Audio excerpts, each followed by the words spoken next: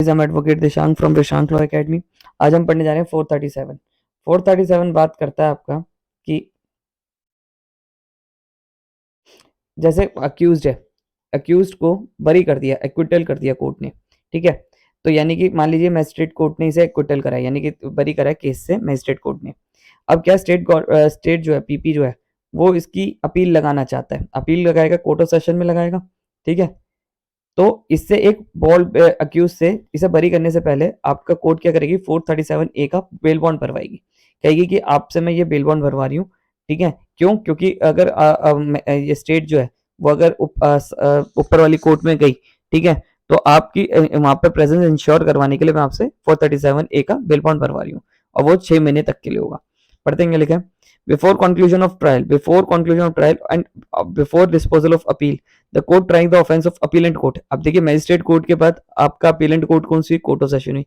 Court of session के बाद कौन सी हुई? हाई कोर्ट हुई, ठीक है। तो यहाँ भरवा लेंगे, द केस में भी shall required the accused executed bail bond with surety, with surety होगा, यानी कि अक्यूज का दोस्त, भाई, कोई भी है जिसके नाम पे कोई चीज हो, उसको भी to appear before higher court when such court is issue notice in respect of applicant file respected such bail bond। तो उसे उसकी सिंपल सी बात है कि अगर अक्यूज को बरी कर दिया तो वो अपील में अगर उसकी state government opposite party appeal में जाती है तो उसकी प्रेजेंस को इंश्योर करने के लिए 437 ए का बेल बॉन्ड भरवाया जाएगा। सिंपली बात कह रहा है। अब देखिए 438 पढ़ना हमने, एंटिसिपेटरी बेल।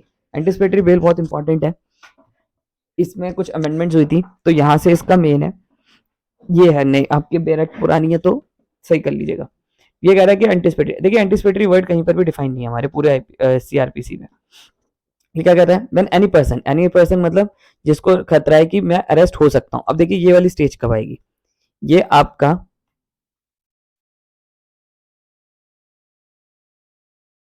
देखिए, अगर अक्यूज्ड के ऊपर एफआईआर हो गई, अक्यूज्ड ए है, इसके ऊपर एफआईआर हो गई 154 की, पर यहां तक, इस स्टेज तक, इस एरिया तक, ठीक है, इसके पास पूरा राइट है, ये 438 में जा सकता है, ठीक है। 438 एंटिसिपेटरी बेल ले सकता है बिफोर अरेस्ट। यहाँ पर तो अरेस्ट हो गया वो, ठीक है, तो यहाँ पर तो अब उसके ऊपर 437 में बेल लेगा या 439 में बेल लेगा, पर यहाँ पर क्या है कि वो बिफोर ले सकता है, मतलब बिफोर अरेस्ट वो बेल ले सकता है। अब क्या कह रहा है, when any person has reason to believe, अगर किसी को लगता है कि यार मेरे पे मैं अरेस्ट हो सकता हूँ, वो, ठीक है, on the accusation have committed, जो एक्यूजेशन उस पर लगे है, किसमें? नॉन बेलेबल ऑफेंसेस में, यानी कि बेलेबल में नहीं होगा, नॉन बेलेबल में।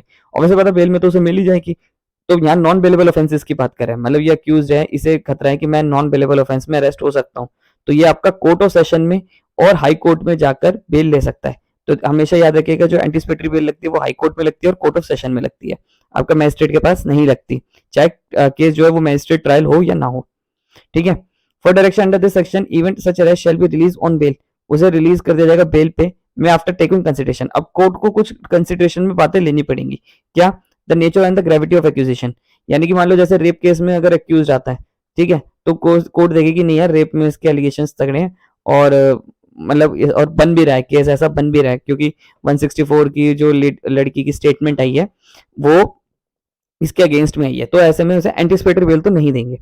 कि और दूसरा रीजन ये देखेगी यहाँ पर कि जो अक्यूज है वो प्रीवियसली भी आपका किसी भी कोर्ट केस में कन्विक्टेड होल्ड हुआ है, और वो एक कॉग्निजेबल केस था। तीसरी चीज वो कोर्ट ये देखेगी कि ये भाग तो नहीं सकता, ठीक है, कहीं हमने एंटिसिपेटरी बेल दी और ये भागी गया यहाँ से। चौथा देखिए कि कोर्ट की accusation has made object injuring और ह्यूमिलेटिंग एप्लीकेंट बाय अरेस्टेड, क्या एक्यूजेशन क्या लगे, ऑब्जेक्ट क्या है, इंजरिंग क्या है इसके ह्यूमिलेशन के। इधर रिजेक्ट द एप्लीकेशन, या तो कोर्ट रिजेक्ट करेगी एप्लीकेशन फॉर विथ इशू और interim order to grant anticipatory bail. यहाँ पर ये लिखा है, या तो आपका कोर्ट जो है वो रिजेक्ट करेगी उसकी बेल एप्लीकेशन, या उसे इंटरिम बेल दे देगी। इंटरिम बेल का मतलब जैसे मान लीजिए 1 जनवरी को अक्यूज ने कोर्ट के सामने गया, ठीक है, कोर्ट के सामने वो 1 जनवरी हो गया। अब क्या है, कोर्ट ने इसका आपका पीपीवीपी को बुलाया, ये वो करने में टाइम लगा दिया, तो कोर्ट क्या करेगी, या फिर कुछ बेल में पॉइंट सुनना बाकी है या कोई एविडेंस लाना बाकी है, ठीक है, मतलब कोई सबूत वबूत लाना बाकी है जो इसके तो कोर्ट क्या करेगी, इसे 10 दिन की इंटरिम बेल दे देगी, कि मतलब यानी कि इस 10 दिन में पुलिस वाले से अरेस्ट नहीं करेंगे। अभी फाइनल केस नहीं हुआ, अभी फाइनल डिस्पोजेबल नहीं हुआ एंटिसिपेटरी बेल का, पर इसे अगर 10 दिन के लिए आपका कोर्ट कह देगी कि चलो तू अभी घूम ले, तेरे को मैं 10 दिन के लिए एंटिसिपेटरी नेक्स्ट डेट तक की दे रहा हूँ, ठीक है, नेक्स्ट डेट तक की इंटरिम बेल दे रहा हूँ, इंटरिम बेल आपका दे देगी कुछ दिन के लिए, इंटरिम मतलब टेम्परेरी, एंटिसिपेटरी में भी temporary. Provide whether the High Court or the case may be Court of Session not pass any entry under subsection anticipatory bail, it shall be open of the officer in charge arrest without warrant applicant on the basis of accusation। मान लो आपका accused को anticipatory bell नहीं मिली, ठीक है, अब court वाले उसे उठाने आ गए, और सॉरी पुलिस वाले उसे उठाने आ गए, तो क्या उसे उठा सकते हैं? आंसर इज यस, उसे उठा सकते हैं। अब देखिए 1A क्या कह रहा है, 438 का 1A कह रहा है, where a court grants interim order under subsection it shall be a forthwith cause notice not less than 7 years। अब मान लीजिए इंटरिम ऑर्डर मिल गया किसको? अक्यूज्ड को, ठीक है, अब क्या होगा उसके बाद आपका जो पब्लिक जज होगा वो पब्लिक प्रोसिक्यूटर को 7 दिन नोटिस दे देगा, जल्दी से जल्दी, नॉट लेस देन 7 डेज, 7 दिन के अंदर नोटिस देगा कि मैंने ऐसे ऐसे anticipatory bail interim order bail दे रखी है और आप आइए, अपॉर्चुनिटी दे रहे हैं हम आपको, आप इसकी बेल को अपोज करिए, ठीक है, तो मतलब दे देगा। हालांकि यूजुअली क्या होता है, आपका हाथों हाथों हो जाता है। The presence of the applicant seeking anticipatory bell shall be obligatory at the time of final hearing, application passing of final order by the court and application made by the public prosecutor court। तो यहाँ पे उसकी obligatory हो जाती है कि वो आएगा ही आएगा, ठीक है, और मतलब उसकी सच नेसेसरी इंटरेस्ट ऑफ जस्टिस, मतलब यानी कि देखिए सिंपली बात है, अक्यूज्ड है जिस दिन उसका फाइनल है, ठीक है, तो हालांकि उसकी प्रेजेंस इतनी रिक्वायर्ड नहीं होती क्योंकि वो चला जाता है, ठीक है, अक्यूज्ड आता तो है नहीं कभी एंटिसिपेटरी बेल में, तो वो इस चीज बात कर रहा है। अब देखिए इसका जो पार्ट 1 में था ये तो आपका अमेंडेड था, ठीक है, जो हमने पहले पढ़ लिया। अब इसका पार्ट 2 जो है वो अमेंडेड नहीं है। अब इसमें लिखा है वेयर द हाई कोर्ट और court of session make a direction, sub clause 1, जो सब क्लॉज हम 1 हमने पीछे पढ़ी, इट में included such condition light of the fact, उस पर कुछ कंडीशंस लगा देंगे। कंडीशन ये लगा कि आप इंटरोगेशन में ज्वाइन करोगे पुलिस वालों की, डायरेक्टली इनडायरेक्टली आप इंड्यूस नहीं करोगे, थ्रेट नहीं करोगे विटनेस को, ठीक है, और कोऑर्डिनेशन बनाओगे बिटवीन, और आप हिंदुस्तान बिना previous permission of the court की बिना परमिशन के नहीं जाओगे। Research condition post 437 bail were be granted under that section.